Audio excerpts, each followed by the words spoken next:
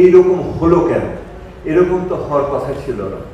এত দ্রুত এরকম একটা পরিণতিতে আমরা কেন এসেছি? সেখানে আমি বলবো আমাদের দায়িত্ব নিতে হবে, আমাদের দায়িত্ব নিতে হবে।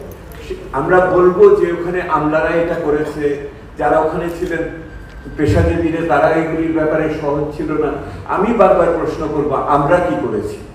মানে আমাদের ইংরেজিতে যেটা বলে whether it is a supply side failure না একটা demand side failure, আমি demand side failure দেখি।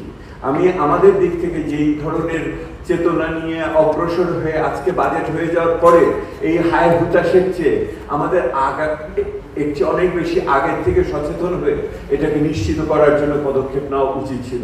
সেই দিক থেকে আমরা ব্যর্থ হয়েছি। আমরা নাগরিক সমাজ, আমরা কিন্তু আরো অনেক বেশি সংগঠিতভাবে সুনির্দিষ্টভাবে চাপ সৃষ্টি করতে পারতাম, ভালোবেসে আন্দোলন করতে পারতাম।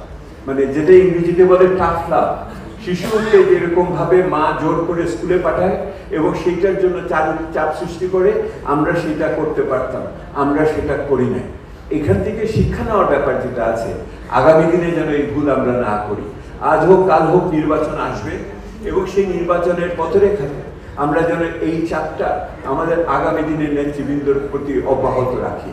এইটি হলো আজকের দিনে আমরা যদি শিক্ষা নিয়ে থাকি এই বাজেট থেকে, এই শিক্ষাটা হলো যে আমাদের সংগঠনের ব্যাপারে যুক্ত থাকতে হবে, চেতনাতে থাকতে হবে, অবহেলিত মানুষকে কণ্ঠস্বর দিতে হবে এবং বুঝতে হবে সমাজে আমরা যারা অনেক সচ্ছল অবস্থানে আছি, এই সচ্ছল অবস্থান কিন্তু এক ধরনের হুমকির মুখে পড়বে যদি বাংলাদেশে ৮০% মানুষ যদি অবহেলিত থাকে, উপেক্ষিত থাকে।